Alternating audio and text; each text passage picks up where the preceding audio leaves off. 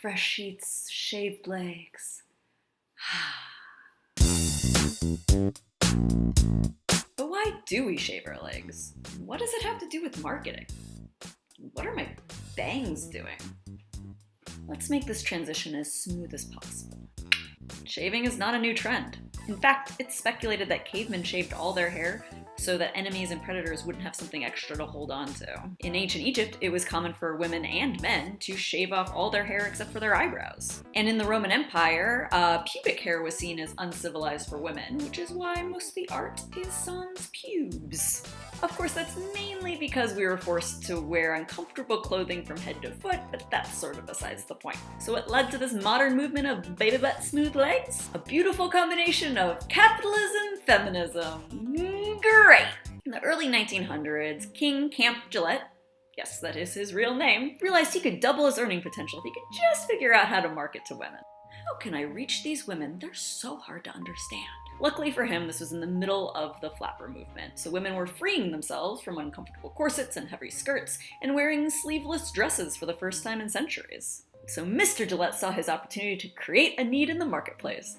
Dope. He put ads in magazines like Ladies' Home Journal to make sure it was really clear that razors were feminine. He used words like smoothing instead of shaving, and an embarrassing personal problem instead of hair. If you shaved, you were dainty, attractive, stylish, and if you didn't, yikes.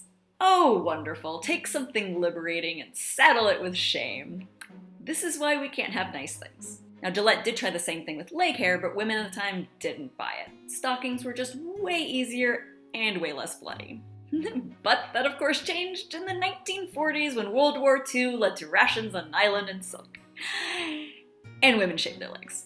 And an increase in pinup posters for the soldiers that featured women with million-dollar silky smooth gams. And the trend, for the most part, stuck. Today we have Gillette capitalizing on another progressive movement to sell more razors.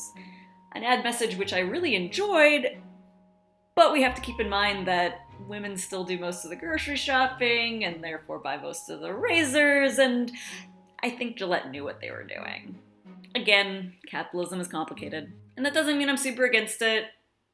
We just have to name it for what it is. Now, did I just make this video to remind you everything you know is a lie?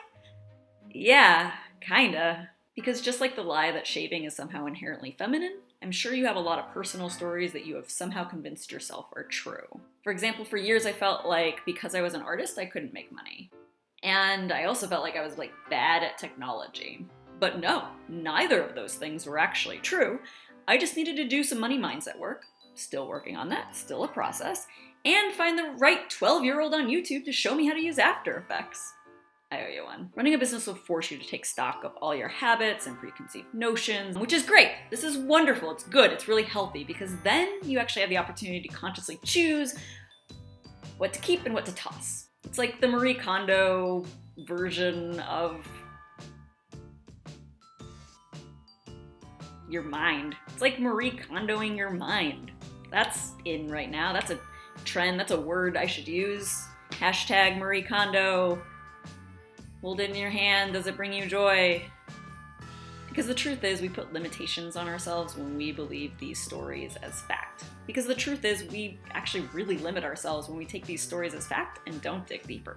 So go in and explore what you've been selling yourself, and see if you're still buying, and shave down that story until it's silky, buttery smooth. Oh, was that gross? I don't know. You can let me know in the comments. Alright, bye friends!